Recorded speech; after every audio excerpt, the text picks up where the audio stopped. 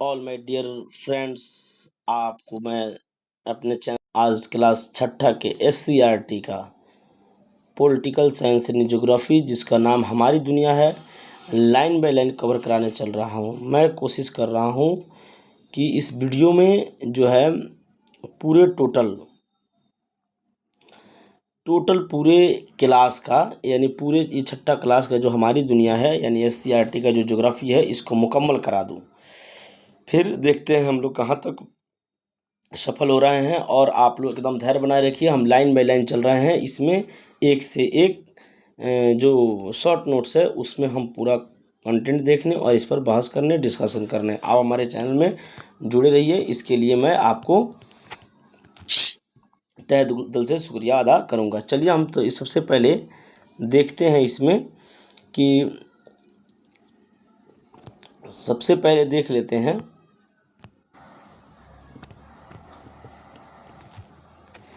चलिए सबसे पहले देख लेते हैं इसमें चैप्टर क्या है। चैप्टर ये तो चैप्टर हो जाएगा यानी हमारा सौरमंडल है। दूसरा चैप्टर जो है वह क्या है, आपको पृथ्वी एवं उसकी गतियां हैं, पृथ्वी एवं उसकी गतियां हैं। तीसरा है पृथ्वी के परिमंडल है। चौथा है पृथ्वी के प्रमुख स्थल रूप है। पांचवा जो है दिशाएं हैं। छठवां है पृथ्वी और ग्लोब है। सातवां है मानचित्र अध्ययन है। आठवां हमारा राज्य बिहार है। और नाइन्थ जो है बिहार दर्शन है। और 10वां जो है बिहार दर्शन 2 है। इस तरह हम करके यानी पूरे 10 चैप्टर इसमें देखने वाले हैं। तो सबसे पहले हम चलेंगे, देख लेते हैं चैप्टर 1 जिसको हम लोग कहते हैं अध्याय 1 हमारा सौरमंडल। क्या है हमारा सौरमंडल? तो हमारे सौरमंडल का मुखिया सूर्य होता है। ये तो हम लोग आपको बात ये पता होगी कि हमारे सौरमंडल का जो है कौन होता है। हमारे सौरमंडल का हमारे सौरमंडल का मुखिया सूर्य होता है। कह रहे कि सूर्य सौरमंडल का सबसे बड़ा और प्रमुख सदस्य है। सूर्य सौरमंडल का सबसे बड़ा प्रमुख सदस्य है। और प्रमुख सदस्य तो है, उसके साथ साथ बहुत सारी चीज़ें उसमें। अब उसके जो छोटे छोटे सदस्य आते हैं, मानते हैं सूरज परिवार क्या हो गया, सूरज जो है वो एक मुखिया हो गया। लेकिन अब जिस तरह एक घर में एक मुखिया होता है, एक सदस्य होता है, एक मेन आदमी होता है, उसके बाद उसके फिर बेटे होते हैं, बहू होते हैं, उनके छोटे छोटे घर में बच्चे होते हैं, उनकी वाइफ होती है। इस तरह सेम एक तब जाकर एक परिवार बनता है। तो उसी तरह हर घर में एक मुखिया होता है जो घर को चलाता है। उसी तरह ये पूरे जो सौरमंडल है इसको चलाने के लिए मतलब इसमें एक सबसे बड़ा जो सब मेन जो आदमी होता है, मेन जो मतलब अति होता है, सौरमंडल का जो मुखिया होता है वह सूर्य होता है। और सूर्य के सदस्य के रूप में, सौरमंडल के सदस्य के रूप में ग्रह है, उपग्रह है और क्षुद्र ग्रह है। और आप ग्रह जानते हैं, ग्रह की संख्या 8 है। और ग्रह के चक्कर जो लगाते हैं, ग्रह की संख्या 8 है। ग्रह के चक्कर लगाने वालों को उपग्रह कहते हैं। और जो आपको ये क्षुद्र ग्रह दिखाई दे रहा है, ये भी क्या है, जो ग्रह के चक्कर लगाने वाले छोटे छोटे पिंड्स के रूप में है, जिनको यानी क्षुद्र ग्रह कहते हैं। यह भी सूर्य का चक्कर ही लगाते हैं। सौर परिवार के सभी सदस्य प्रायः सूर्य से ही प्रकाशित होते हैं। सौर परिवार के जो सभी सदस्य होते हैं वो किससे, मतलब उस पर रोशनी किससे पड़ता है? सूरज से पड़ता है। ठीक है, हमारे पृथ्वी पर प्रकाश यानी सूर्य का ही प्रकाश पड़ता है तो दिन होता है। उसी तरह चंद्रमा जो अपना प्रकाश कोई नहीं होता है, लेकिन चंद्रमा पर सूर्य का ही प्रकाश पड़ता है तो क्या होता है, चंद्रमा दिखाई देता है। कह रहा है कि सूर्य अपने जगह पर स्थिर रहता है, ग्रह उसका चक्कर लगाता है। सही बात यहाँ पे कह रहा है कि हम भी पढ़े हैं, बचपन से पढ़ रहे हैं कि सूर्य क्या है, अपनी जगह पर स्थिर है और पूरे ग्रह जो है उसको चक्कर लगा रहे हैं। ठीक है, चलिए आगे अब देखते हैं। ये सब क्लास में दिया है, यानी क्लास के बारे में दिया है कि किस क्लास में कौन चैप्टर पढ़ना है, किस तरह पढ़ना है, इस आपको पढ़ाएंगे लाइन बाय लाइन। जैसे छठा क्लास में जो हमारी दुनिया अतीत से वर्तमान, विज्ञान, सामाजिक, आर्थिक, ये 4 विषय। जिस तरह यह 7वां क्लास में हमारी दुनिया अतीत से वर्तमान, समझ, इस सारा ऑल डिटेल्स यानी जो शॉर्ट नोट्स हमारे पास ये जो कंटेंट मौजूद है इसके साथ हम आपको लाइन बाय लाइन पढ़ाने वाले हैं। चलिए अब इसमें तो ये पेज पढ़ चुके थे, ये वाला, एक मिनट, ये वाला पेज हम पढ़ चुके थे। और इस पेज में अब आते हैं, इस पेज में देखते रहिएगा। कह रहे हैं कि सूर्य को दूरबीन से देखने पर सूर्य की सतह आग की लपेटे की दिखाई देती है, उसे सौर प्रज्वलन कहते हैं। जैसे इस तरह आग का गोला होता है ना, इस तरह आग का गोला था। उसी तरह जब उसको हम दूरबीन से देखते हैं तो ये आग के गोला की तरह ऐसे दिखाई देता है कि लगता है कि उसमें से धड़क धड़क से महसूस हो रही हो। यानी इसीलिए उसी को कहते हैं हम लोग क्या चीज़, जिसे सौरव प्रज्वलन कहते हैं। सौरव प्रज्वलन कहते हैं, जो लगता है कि आग दूरबीन से देखने पर नज़दीक दिखाई देता है, लगता है कि धधक रहा है, जैसे कहीं हम एक बड़ा आग को देखते हैं और धधकता हुआ नजर आता है। ठीक है, उसी तरह कह रहा है कि देखिए आगे जो है कि सूर्य जो है ना वो हमारे पृथ्वी से 109 गुना बड़ा है। कितना बड़ा है? 109 गुना बड़ा है। मानो कि सूर्य गेंद है तो पृथ्वी राई के दाना है, यानी एक सरसों का जो दाना होता है ना वो है, और एक सूरज को जो पृथ्वी जो है एक गेंद की तरह है, यानी 109 गुना बड़ा है। अब बात करते हैं ग्रह का। ग्रह सूर्य की परिक्रमा करने वाले आकाशीय पिंड क्या कहलाते हैं? ग्रह कहलाते हैं। उपग्रह नहीं, उपग्रह तो ग्रह के जो चक्कर लगाते हैं उपग्रह हुए, और सूर्य का जो चक्कर लगाता है वो क्या हुआ? सूर्य के चक्कर लगाने वालों को कहते हैं हम क्या चीज़? यानी ग्रह कहते हैं। अरे ग्रह कितने होते हैं? 8 ग्रह तो हम जानते हैं कितने हैं, 8 है। कौन कौन? बुध, शुक्र, पृथ्वी, मंगल, बृहस्पति, शनि, यूरेनस, नेपच्यून। ये क्यों अलग अलग करके दिया है इसको समझिएगा थोड़ा। इसको इसलिए अलग अलग करके दिया है कि ये 4 इधर है और इस 4 इधर है, और इस 4 के बगल में क्षुद्र ग्रह चक्कर लगाता है। कौन ग्रह लगाते हैं? बहुत सारे छोटे छोटे जो ग्रह के रूप में है वो टूटे हुए ग्रह के रूप में जो चक्कर लगाते हैं, तो ये 4 बुध, शुक्र, पृथ्वी, मंगल को बाष्पम कहते हैं, और पृथ्वी, शनि, अरुण, वरुण को वस्यन कहते हैं। और क्षुद्र ग्रह यह ग्रह के ही टूटे हुए भाग होते हैं जो आकाश के इधर उधर घूमते रहते हैं। कह रहा है क्षुद्र ग्रह में प्लूटो, चिरस, सेरस, और प्लूटो, चिरस, सेरस में सबसे बड़ा ग्रह कौन है? सेरस है। ये प्लूटो को जो देख रहा है ना, प्लूटो को, ये प्लूटो जो है ना 2006 से पहले ग्रह के श्रेणी में आता था।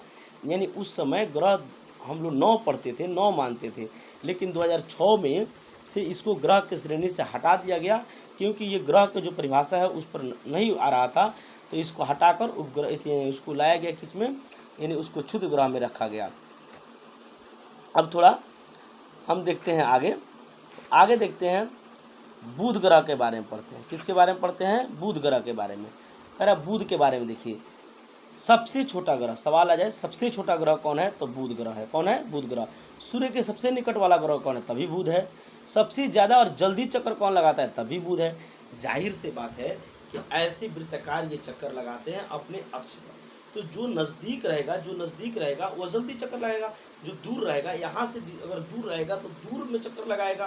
तो यहाँ जो है वह ऐसा बात है कि बुध जो है नज़दीक है, इसीलिए जल्दी चक्कर लगा लेता है, लेकिन वहीं सबसे जो दूर वाले हैं वह समय दूर होते हैं, वह समय लेते हैं, लेकिन ये नज़दीक है तो जल्दी लगा लेता है। उसके अनुसार अलग अलग का समय है। कह रहा है अब हम बात करते हैं मंगल ग्रह। देखिए इसमें डिटेल्स इसलिए अंदर तक यानी हम लोग डीपली नहीं जा रहे हैं, क्योंकि 6ठा क्लास के जो ज्योग्राफी में जितना दिया है उतना ही में हमको देखना है। तो आते हैं मंगल ग्रह के बारे में। तो कह रहा है मंगल ग्रह लाल है। यहाँ पे जो हमारे पहले उससे जो कलम का लगाए हैं उससे पहले देख लीजिएगा, मंगल ग्रह जो है लाल है। अच्छा रुक जाइए 1 मिनट, इसको आपको हम दिखा दे रहे हैं इसी करके। देखिए इसको, देखिए क्या दिया है, मंगल ग्रह क्या है? लाल है। मंगल ग्रह क्या है? लाल है। तो अब यहाँ देखिएगा 1 मिनट, कह दिया मंगल ग्रह क्या है? लाल है। 2 ग्रह ऐसे हैं जो अन्य ग्रह को घूमने की दिशा न घूमने पर उल्टा होता है। अच्छा 2 ऐसे ग्रह है, कौन कौन? शुक्र और अरुण। यानी शुक्र और अरुण, सभी जो बाकी सभी ग्रह जो है पश्चिम से पूर्व चक्कर लगाते हैं, पश्चिम से पूर्व। मान लीजिए हम है ना ऐसे ऐसे, ये पश्चिम है, ये क्या है? पश्चिम गया, तो ऐसे चक्कर लगाते हैं, ऐसे पश्चिम से पूर्व। बाकी सभी ग्रह पश्चिम से पूर्व चक्कर लगाते हैं, लेकिन एक शुक्र और वरुण जो है वह पूरब से पश्चिम, पूरब से मान लेते इधर वाला पूरब हो गया तो पूरब से पश्चिम ऐसे चक्कर लगाता है। तो आप लोग देख लीजिएगा शुक्र और अरुण जो है, याद रखिएगा बहुत इंपॉर्टेंट क्वेश्चन है, या आ सकता है। शुक्र और अरुण जो है वह पूरब से पश्चिम चक्कर लगाते हैं, और कह रहा है कि सूर्योदय इनका जो होता है पश्चिम में होता है। इनका सूर्योदय क्या होता है? पश्चिम में। और जो बाकी ग्रह है पश्चिम से पूरब जो घूमते हैं उनका सूर्योदय पूरब में होता है। जैसे हम लोग पृथ्वी पर रहते हैं, रवि जिसका नाम है, तो रवि पृथ्वी पर रहते हैं, तो हमारा जो है पश्चिम से पूरब यानी हमारा जो है पृथ्वी घूमता है। तो हमारे पृथ्वी पश्चिम से पूरब घूमने से हमारे जो सूर्योदय है पूरब में होता है। कहाँ होता है? पूरब में होता है। कह रहा शनि एकमात्र ग्रह है जिसके चारों ओर छल्ले हैं। शनि एकमात्र ग्रह है जिसके चारों ओर छल्ले है। छल्ले का मतलब क्या होता है समझ रहे हैं? ये मोटी परत की तरह दिख इति होता है, मोटी यानी परत की तरह एक आवरण सा बना हुआ है, एक आवरण है। कह रहे कि अब कह रहा है शनि के बारे में देखेंगे। शनि के पास कितने उपग्रह हैं? 82 उपग्रह है। शनि के पास कितने उपग्रह है? 82। याद रखिएगा, अब सवाल आ जाए शनि के पास कितने उपग्रह, ऑप्शन में रहेगा 80, 81, 82 या कोई रहेगा, नॉन ऑफ दिस भी रह सकता है, तो हम कहेंगे 82 रहेगा। कितना रहेगा? 82। कह रहा है अब शनि के सबसे बड़ा ग्रह कौन है? तो इसमें दिया है उपग्रह कौन है, सॉरी शनि तो खुद एक ग्रह है, सॉरी बोलने में हमको इति हो गया। शनि तो खुद एक ग्रह है, इसके पास 82 उपग्रह हैं। उपग्रह कितने हैं? 82। अब सवाल आता है कि शनि के पास सबसे जो बड़ा उपग्रह है उसका नाम है टाइटन। क्या नाम है? टाइटन। नाम क्या है? टाइटन।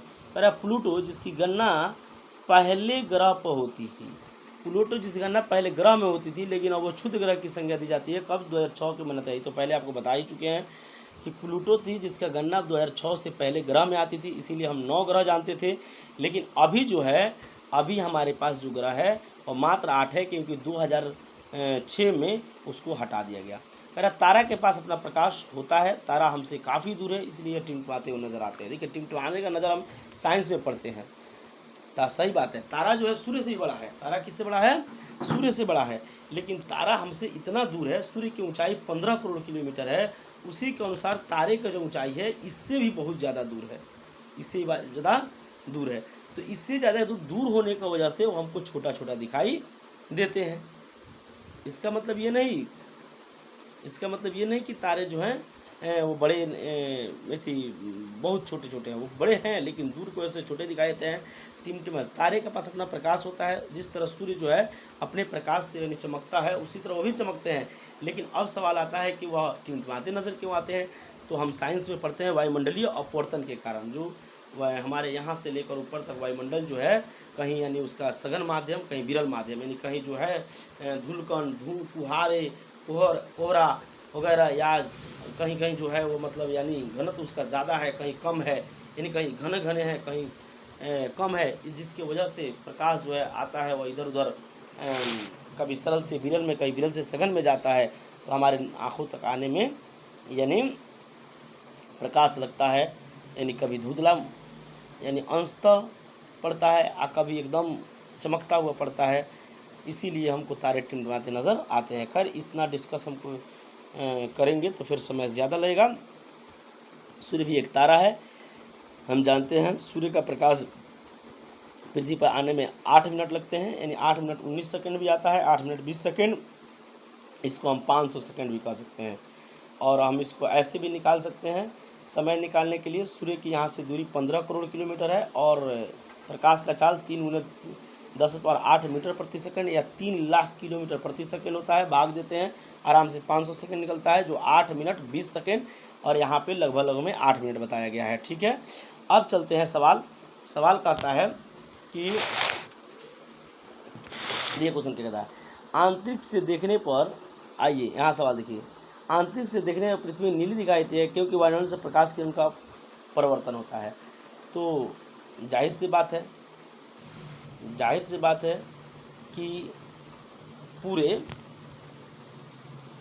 जो हमारे पृथ्वी पर ज़्यादातर जल है और जल का रंग जो है नीला प्रतीक टाइप का होता है, और बीच में जो है वो पूरा धूलकण है, और प्रकाश का जो परिवर्तन होता है, अपवर्तन जो होता है, तो इसमें यानी वहाँ से देखने पर ऐसा लगता है कि ये धूलकण भी जो है नीले टाइप के दिखाई देते हैं, नीले टाइप। इसीलिए पृथ्वी जो है ज़्यादा जल होने के कारण नीला दिखाई देती है।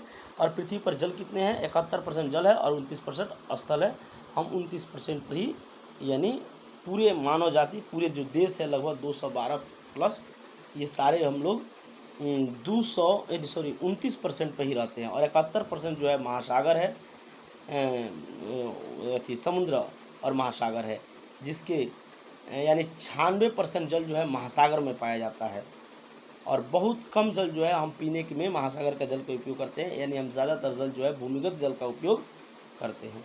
चलिए अब आगे हम देखते हैं। अब बात करते हैं उपग्रह के बारे में। किसके बारे में बात करते हैं? एक मिनट, उपग्रह के बारे में बात करते हैं। ठीक है, उपग्रह के बारे में। उपग्रह जो ग्रह की परिक्रमा करता है उसे अपना प्रकाश नहीं होता है, जो ग्रह की परिक्रमा करता है। नंबर एक बात है, उपग्रह कौन है? जो ग्रह का परिक्रमा करते हैं। और दूसरा क्या है? उसके पास अपना प्रकाश नहीं होता है। अगला सवाल सुनिएगा, कह रहा है कि चंद्रमा पृथ्वी पर एक परिक्रमा 27 दिन 8 घंटे में पूरा करता है।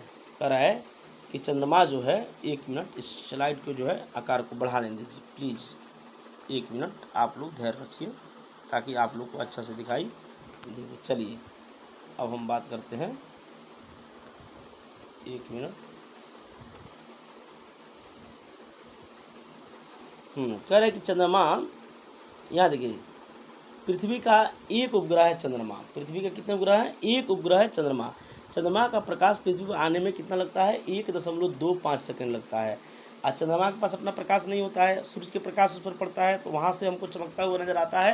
तो वही प्रकाश वहीं चमकता हुआ नज़र हमको आने में जो समय लगता है वो 1.25 सेकेंड लगता है। कह रहे चंद्रमा पृथ्वी के एक परिक्रमा, उसके नीचे वाला स्लाइड को देखिएगा, उसके नीचे वाला स्लाइड को देखिएगा। कह रहे चंद्रमा पृथ्वी को एक परिक्रमा 27 दिन 8 घंटे में पूरा करता है। इतना ही समय में वह अपने अक्ष पर घूमता है, इसलिए हमें चंद्रमा का एक ही भाग देख पाते हैं। अब 27 दिन 8 घंटे का मतलब होता है कि इतना दिन में वह एक चक्कर पूरा करता है। पर आधा भाग देखने का मतलब क्या हुआ? लगभग 14 दिन तक हम चंद्रमा को देखते हैं, 14 दिन नहीं देखते हैं। इसीलिए यानी जब चंद्रमा पूर्ण रूप से दिखाई देता है तो पूर्णिमा का दिन होता है, और जब पूर्ण रूप से दिखाई नहीं देता है तो अमावस्या होता है। और ये दोनों जो पूरे चंद्रमा जब एक चक्कर लगाते हैं, इसी को हम लोग एक मंथ में आते हैं। खास तौर पर धार्मिक जब महीनों का बात करते हैं तो उसमें ये जनवरी फरवरी दिन नहीं जोड़े जाते हैं, उसमें इसी चांद चंद्रमा को देखकर चैत वैशाख जेठ आषाढ़ या ये थे मुहर्रम, जो रमज़ान या मुहर्रम उर्दू महीना, जो अरबी महीना जो है मुहर्रम से शुरू होकर आपको जिलहिज्जा में ख़त्म हो जाता है, ये भी यानी इसी से देखा जाता है। कह अब आते हैं चंद्रमा का बात। चंद्रमा जल नहीं है, चंद्रमा पर जल नहीं है, चंद्रमा पर वायु नहीं है, चंद्रमा पर मिट्टी नहीं है। रात में ज़्यादा ठंडा लगता है, दिन में ज़्यादा गर्मी होता है। अब बताइए, रात में ज़्यादा ठंडा, दिन में ज़्यादा गर्मी, ये क्यों? तो चंद्रमा का जो है जब सूर्य का प्रकाश पड़ता है तो जितना ज़्यादा गर्म हो जाता है कि वहाँ पे ज़्यादा गर्मी होता है। जब जिस भाग में चंद्रमा पर प्रकाश नहीं पड़ता है वो काफ़ी दूर, तो उसके पास तो अपना प्रकाश है नहीं, तो वो काफ़ी दूर हो जाने की वजह से वहाँ पे ज़्यादा ठंडा भी पड़ता है। कह रहे कि बुध और शुक्र ग्रह के एक ही उपग्रह नहीं है। कह रहा है कि बुध और शुक्र के एक भी उपग्रह नहीं है। यहाँ पे देखिए, देखने वाली बात है। एक मिनट तो हमको इसको मिटाने दीजिए, इसको मिटाने दीजिए, एक मिनट। कह रहे कि बुध और शुक्र ग्रह के एक भी उपग्रह नहीं है। हम जान रहे थे कि हर ग्रह का अपना अपना उपग्रह था, लेकिन यह भी याद रखने वाली बात है कि जो बुध और शुक्र जो पृथ्वी के नज़दीक ही है, सूर्य के नज़दीक है और पृथ्वी के नज़दीक है। कैसे? सूर्य तो सौरमंडल का मुखिया हो गया, उसके बाद बुध है, उसके बाद शुक्र है, उसके बाद रवि है यानी पृथ्वी है। तो पृथ्वी के भी नज़दीक है और ये दोनों सूर्य के भी नज़दीक है। यानी सूर्य और पृथ्वी के दोनों जो बीच में है, इनके पास कोई जो है उपग्रह नहीं है। आप इसको ऐसे करके याद रखिएगा, ठीक है। अब आगे देखते हैं। मंगल ग्रह के 2 उपग्रह है। अब पृथ्वी के बाद आता है मंगल, उसके पास कितने उपग्रह है? 2। मंगल ग्रह को लाल ग्रह भी कहा जाता है। अब आइए उल्का पिंड के बारे में हम बात करते हैं। उल्का पिंड का नाम सुने हैं। कभी कभी आकाश में टूटकर तारे गिरते हुए देखते हैं। ये तारे नहीं, ये पत्थर के छोटे छोटे टुकड़े होते हैं जो सूर्य के चारों ओर चक्कर लगाने वाले पिंड से टूट कर गिरते हैं, उसे उल्का पिंड कहते हैं। हम लोग भी रात में जब पढ़ कर आते थे या कहीं जाते थे तो कभी लगता था कि छोटा सा टुकड़ा गिरकर वापस भागा और भाग कर कहीं छिप रहा है, तो हम लोग कहते थे शैतान भाग रहा है, शैतान, ये शैतान तो ये साइंस कहता है कि ये उल्का पिंड है। क्या है? उल्का पिंड है। जो तारे जो चक्कर लगाते हैं उसमें से छोटे छोटे टुकड़े जो है गिरते हैं। क्या करते हैं? गिरते हैं। तो ये हो जाता है आपका उल्का पिंड। अब कह रहा है कि आकाशगंगा तारों को नदी, तारों की नदी। आकाशगंगा तारों, करोड़ों तारों के समूह होता है आकाशगंगा के। करोड़ों तार, सही बात है। तारे को कौन गिन सकता है? तारे को गिन नहीं सकते हैं। तो कह रहा है कि तारों के, करोड़ों तारों के समूह को हम आकाशगंगा कहते हैं। कह रहे MB आकाश में प्रकाश की एक बहती नदी की तरह दिखाई देता है। अच्छा, आकाश में यानी प्रकाश जो है एक बहती नदी की तरह दिखाई देती है, इसीलिए उसका आकाशगंगा कहा गया।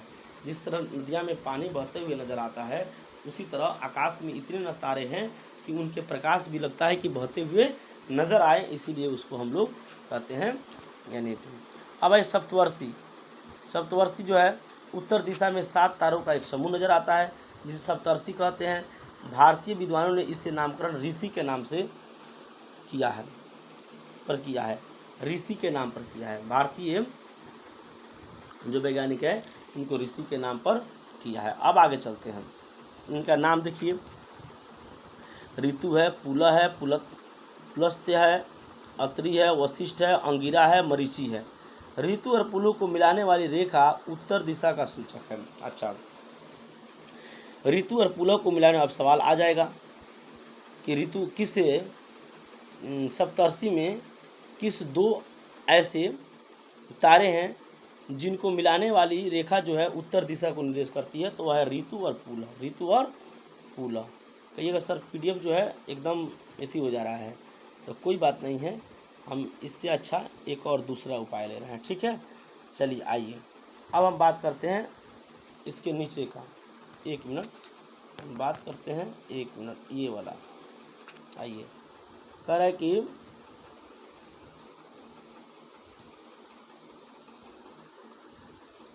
एक मिनट,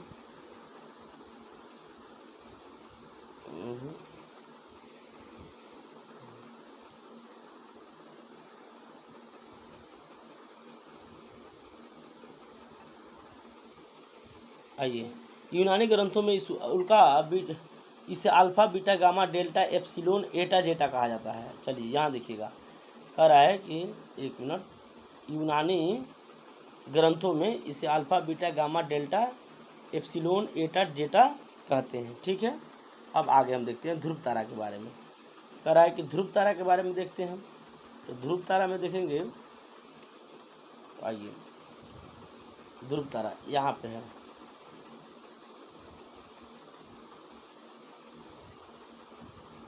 ध्रुव तारा कह रहा है कि यह एक स्थिर तारा है। उसके बाद कह रहा है कि यह उत्तरी गोलार्ध में पृथ्वी के उत्तरी अक्ष पर स्थित है। तीसरा लाइन पढ़ रहे हैं, कह रहा है विषुवत रेखा से देखने पर ही क्षितिज दिखाई देता है। और अगला हम पढ़ रहे हैं, अगला कह रहा है प्राचीन काल में नाविकों को समुद्र में उत्तर दिशा को ज्ञान करवाता था। कह रहा है ध्रुव तारा यह एक स्थिर तारा है। आगे कह रहा है कि यह उत्तरी गोलार्ध में पृथ्वी के उत्तर अक्ष पर स्थित है। तीसरा जो कह रहा है वह कह रहा है विषुवत रेखा से देखते पर यह क्षितिज दिखाई देता था। ठीक है, इस तरह के ये सब है। उसके अगला कह रहा था, उसके जो अगला है, यह प्राचीन काल में नाविकों को समुद्र में उत्तर दिशा को ज्ञान करवाता था। आइए राशि का बात करते हैं, सबसे बेहतर यही चल रहा था, राशि का बात करते हैं। कह रहे पृथ्वी के आगे ये इसको कह रहे हैं कि पृथ्वी को सूर्य के परिक्रमा के दौरान सूर्य विभिन्न तारा समूह के बीच नजर आता है। ऐसे समूह की संख्या 12 है, जिसे राशि कहते हैं। कह रहा है कि पृथ्वी को सूर्य के परिक्रमा के दौरान, पृथ्वी को सूर्य के परिक्रमा के दौरान, यानी पृथ्वी जब सूर्य की परिक्रमा करती है तो सूर्य के विभिन्न तारे के समूह के बीच, सूर्य के विभिन्न तारा समूह के बीच नजर आता है। ऐसे समूह की संख्या 12 है। ये चीज़ हम ही देखते हैं अलग अलग जो है, यानी तारे जो हैं अपने समूह बनाकर दिखाई पड़ते हैं। तो इसकी संख्या कितना है? 12 है। 12 राशियाँ जो बोलती है कौन कौन है? मेघ राशि, वृष राशि, मिथुन, सिंह, कन्या, तुला, वृषभ, धनु, मकर, कुंभ, मीन। ये जो राशियाँ है, ये अखबार और पेपर में देखते हैं। कोई कहता है मेरा ये राशि है तो उसका क्या क्या मतलब इति निकालता है या पंडित जी से पूछता है। बहुत अलग अलग के मतलब लोग धरना रखते हैं। अभी धरना क्या है नहीं है उस पर हम बहस करना नहीं चाहते हैं, लेकिन अब आते हैं नक्षत्र के बारे में। आइए नक्षत्र के बारे में देखते हैं। कह रहा है चांद का पृथ्वी के परिक्रमा के दौरान पृथ्वी और चंद्रमा के बीच कई तारे गुजरते हैं। इस तारे के समूह को नक्षत्र कहते हैं। ये 24 होते हैं। अब देखिए, हालांकि 6 क्लास के आप PDF समझ रहे हैं, अंदर बहुत डीपली दिया है, NCERT की तरह यानी ये दिया है। कह रहा है कि चांद का पृथ्वी के परिक्रमा के दौरान पृथ्वी और चंद्रमा के बीच कई तारे गुजरते हैं। इससे तारा समूह को नक्षत्र कहते हैं। यह 24 होते हैं। अश्वनी, भरणी, कृतिका, रोहिणी, मृगशिका, आर्द्रा, पुनर्वसु, पुष्य, अश्लेषा, माघा, पूर्वा फाल्गुनी, उत्तरा फाल्गुनी, हस्त यानी हाथिया, मिनस्वती, विशाखा, अनुराधा, ज्येष्ठ, मूल, पूर्वा, आषाढ़ा, उत्तरा, आषाढ़, श्रावण, धनिष्ठा, शतभिषा, पूरा भाद्रपद, उत्तरा भाद्रपद, रेवती। बाप रे सर, तो आप इसको साफ एकदम भांग भूंग दी, पूरा दिखाई नहीं दे रहा। चलिए हम दिखवाई दे रहे हैं, ऐसे एक बार हम खींच रहे हैं, दिखाई पूरा दे देगा। आप इसको रोककर आराम से लिख सकते हैं। आइए अब हम बात करते हैं कि पृथ्वी इनमें से प्रत्येक नक्षत्र को 24 दिन में पार करती है। अब बताइए नक्षत्र कितने हैं? 24। और एक नक्षत्र को पृथ्वी कितने दिन में पार करती है? 24 दिन में। तो कह रहा है इसलिए नक्षत्र की अवधि 14 दिनों की होती है। नक्षत्र और मौसम के गहरा संबंध होता है। कह रहा है पृथ्वी इनमें से प्रत्येक नक्षत्र को 24 दिन में पार करती है, इसलिए नक्षत्र की अवधि 24 दिनों की होती है, 14 दिनों की होती है। नक्षत्र और मौसम में गहरा संबंध है। अब आइए आगे आना सवाल, कुल राशियों की कुल संख्या कितनी है? आइए अब सवाल पर आते हैं। कुछ सवाल दिया है, एक मिनट। कह रहा है राशियों की कुल संख्या कितनी है? तो राशियों की कुल संख्या 12 हमने पढ़े, ऑप्शन बी होगा। सूर्य की आकृति कैसी है? सूर्य चिपटी है, आयतकार है, वर्गाकार है, गोलाकार गोल है, तो गोल है। सौर परिवार का मुखिया कौन होता है? तो सूर्य होता है, गौ नंबर होगा। ग्रहों की कुल संख्या कितनी है? तो पहले 9 थी, लेकिन अब तो 8 ही हम पढ़ते हैं, 8 है 6 के बाद। सतवस्ती में कितने तारों का समूह है? तो सतवस्ती में 7 तारों के समूह है। इस तरह के सवाल है 6ठा क्लास का जो लास्ट में आता है। उसी तरह चलते हैं हम आगे, नेक्स्ट देखते हैं स्लाइड को, यानी इसको में दिया है खाली जगह को भरो। आइए जब हम पढ़े होंगे सही से तो खाली जगह जरूर भराएंगे। पृथ्वी एक नक्षत्र को डैश दिनों में पार करती है, 24 दिनों में पार करती है, अभी हम पढ़े हैं। कह रहा विषुवत रेखा पर ध्रुव तारा डैश पर दिखाई देती है। विषुवत रेखा पर ध्रुव तारा डैश पर दिखाई देती है। मंगल और डैश ग्रह के बीच क्षुद्र ग्रह पाते हैं। तो मंगल और मंगल का अगला कौन है? इसको हम रोक रहे हैं, बता रहे हैं रुकिए। मंगल और अगला कौन जो है? बृहस्पति। इसके बीच जो है यहाँ बृहस्पति बनाएगा, क्षुद्र ग्रह पाते हैं। बृहस्पति के कितने उपग्रह हैं? बृहस्पति के डैश उपग्रह है। सूर्य का प्रकाश पृथ्वी तक डैश में पहुंचता है। सूर्य का प्रकाश पृथ्वी तक 8 मिनट में पहुंचता है। ठीक है, आगे जो नेक्स्ट दिया है 2 क्वेश्चन का आंसर आप लोग देख लीजिएगा। विषुवत रेखा पर ध्रुव तारा दिखाई पड़ते हैं, 1 मिनट हम देख लें। विषुवत रेखा पर ध्रुव तारा दिखाई देता है, आपको पढ़ाया गया था। बहुत अच्छी चीज़ है कि जो चीज़ मालूम नहीं हो देख लिया जाए। मालूम नहीं क्या?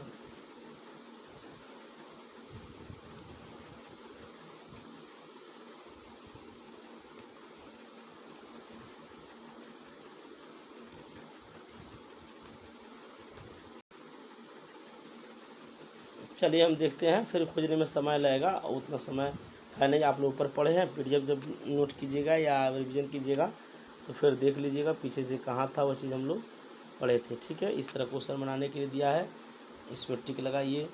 पृथ्वी को नीला ग्रह कहते हैं। बुध जो है सबसे छोटा ग्रह है। चंद्रमा जो है पृथ्वी का उपग्रह है। आकाशगंगा जो है लाखों आकाशगंगा का समूह होता है। आकाश में चक्कर लगाने वाले पत्थर के टुकड़े को क्षुद्र ग्रह कहते हैं, उल्का पिंड कहते हैं। सॉरी, ब्रह्मांड जो है लाखों आकाशगंगा के समूह को ब्रह्मांड कहते हैं। लाखों तारा के समूह को क्या कहते हैं? आकाशगंगा कहते हैं। यानी इस तरह करके आप लोग इसको मिलान भी कर लीजिएगा। एक आध का सवाल जो है जो ऊपर होगा पढ़ने में भूल गए होंगे तो फिर देख लीजिएगा। ठीक है, तो एक ही चैप्टर में बहुत बड़ा वीडियो हो जा रहा है, तो हम सोच रहे हैं कि एक एक चैप्टर करके निकाला जाए। हर क्लास विषय का हर क्लास का एक चैप्टर का वीडियो बना दिया जाए, ठीक है। और हम एक एक चैप्टर का वीडियो छोटा छोटा बना रहे हैं, बनाएंगे तो सभी, लेकिन एक एक चैप्टर का इसलिए बना रहे हैं ताकि आपको लाइन बाय लाइन रिवीजन हो जाए, पढ़ ले, ठीक है। और देखिए वीडियो तो फर्स्ट बार हम बना रहे हैं, तो इसमें थोड़ा बहुत गलती तो होगी, चाहे वो बोलने में हो, चाहे कहीं गड़बड़ हो, चाहे बनाने में हो, चाहे अभी बनाने में पूरी तरह से सीख नहीं पाए हों, तो इसके लिए आप क्षमा कीजिएगा। और मैं अपने आप को बहुत बड़ा ये न बता रहा हूँ, मैं भी एक अभ्यर्थी हूँ, मैं भी एक चाहता हूँ कि आप मेरा भी तैयारी हो और साथ साथ में आपका भी तैयारी हो, और आप भी मेरा सपोर्ट करें और मैं भी आपका सपोर्ट करूँ, ठीक है। और आप भी कमेंट करके बताइए कि आप तैयारी कैसे करते हैं, कहाँ से करते हैं, किस तरह कर रहे हैं। और थोड़ा ये भी कमेंट में बताइए कि मेरा नोट्स जो दिया हुआ है, यानी हमने इसको जो मतलब डिस्कशन कर रहे हैं, तो आपको समझ में आया कि नहीं आया। और पहले से तो बहुत सारी बातें इसमें के याद होंगी, लेकिन थोड़ा थोड़ा देख कर रिविज़न हो जाएगा, जाहिर सी बात है इससे और सारी बातें आते रहेंगे, ठीक है। थैंक यू, धन्यवाद, जय हिंद।